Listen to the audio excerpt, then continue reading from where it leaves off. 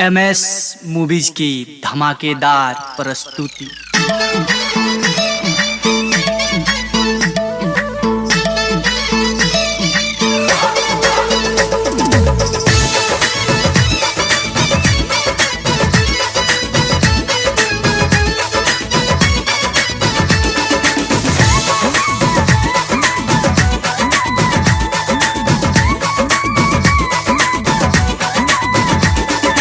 गौंगा नगदिया जब गोधन कुटाला लइका आ लइकी के लगन चर्चा डाला।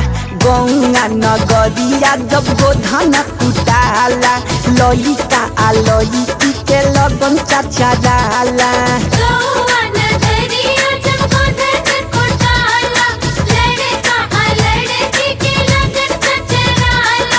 एके जगह पूजा में हजारू बिटोराली रेंगनी के काट संगे आवेली न खाली। एके जगह पूजा में हजारू बिटोराली रेंगनी के काट संगे आवेली न खाली।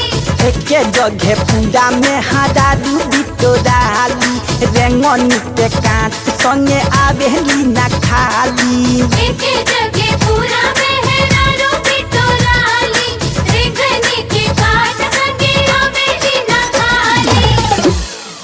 ए कन्हैया भाई बा कहाँ बारू हो? आ गोधन ना कुटाइल हो? सारा गांव के मेहरारू बिटोरा गइल हो। तारा में काहे इतना लेट लगल बा? उठाहू ए देवा उठाहू ना सुतल भयो जब मास होना। तोरा बिना बारी ना बियाहल बियाहल सासुर धन हो जाए। कौन भैया चले अहेरिया कवन महीना देली आशीष होला। चकवा भैया चलले अहेरिया बिरलिच महीना देली आशीष होला। जियसुए मोरा भैया जियो भैया लाख बरिस होला। भैया के बारो सिर पगिया भौजो के बाड़ो मांग से नूर होला। अरे सब लोग सराफ लहल आ तू कहाँ बारू हो? गांव भर के नौको भौजाई, अरे जल्दी से आओ आओ। हई हरीश पकड़ो आ गोधन कूट ल। मन से तू कुटी ह भाभी मन से तू कुटी हो मन से तू कुटी हो भाभी मन से तू कुटी हो। गोधन के कुटी भाभी भैया लगना सुती हो।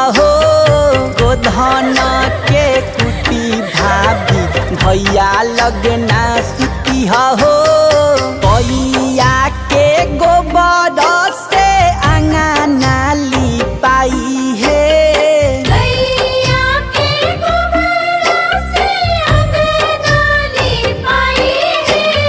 कोसिया भराई घरे अहे छठी माई है। कोसिया भराई घरे आइहे छठी माई है।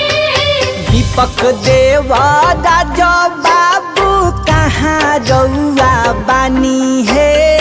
दीपक देव राजा बाबू कहाँ रउआ बानी है। कोसिया भराई घरे अहे छठी माई है। कोसिया भराई घरे आइहे छठी माई है। कोसिया भराई घरे अहे छठी माई है। कोसिया भराई घरे आइहे छठी माई है।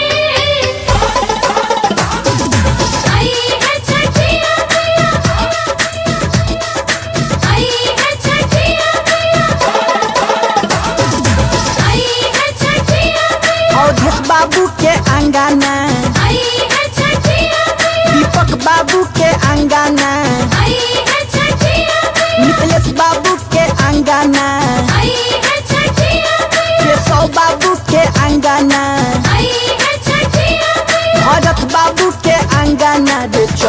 चौबीस कोसिया भरन भैले जहाँमा 24 कोसिया भरन भैले जहाँमा